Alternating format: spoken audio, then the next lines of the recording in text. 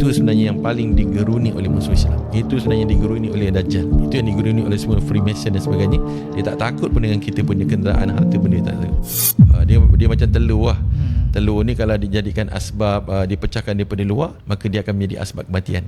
Kita pecahkan telur daripada luar, jadilah telur dadar ke telur apa kan. Tapi kalau kebangkitan telur daripada dalam, saya nak perjuangan Rasulullah SAW hidup ke depan saya nak dalam rumah saya hidupkan ta'lim macam mana diminta oleh, diperintahkan oleh Allah Ta'ala dan Rasulullah SAW, maka kita akan lihat iza ja'a nasrullah wal fath. Apa dia kata?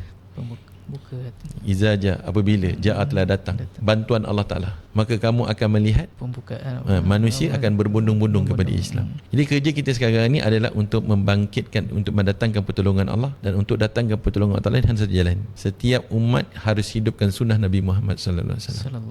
Itu sebenarnya yang paling digeruni oleh musuh Islam. Itu sebenarnya yang digeruni oleh Dajjal. Itu yang digeruni oleh semua Freemason dan sebagainya.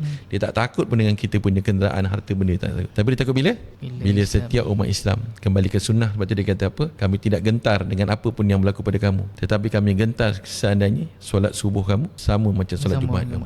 Maknanya kalau orang boleh datang solat subuh macam mana solat Jumaat, dia tahulah itu adalah angka aras yang mana sunnah telah datang dalam kehidupan orang Islam, dan ketika itu tidak ada kekuasaan yang boleh mengalahkan Islam. Sebab ketika itu akan datang bantuan Allah. Bila datangnya bantuan Allah Ta'ala, tak ada kuasa yang boleh mengalahkan mereka.